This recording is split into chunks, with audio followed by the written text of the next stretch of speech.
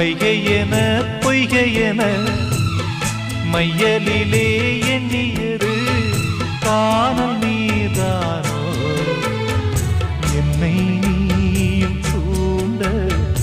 என்ன கோலம் போட்டே மீண்டும் கோலம் போட உன்னை தானே கேட்டே எனக்கொரு அடைக்கலம் வழங்குமோ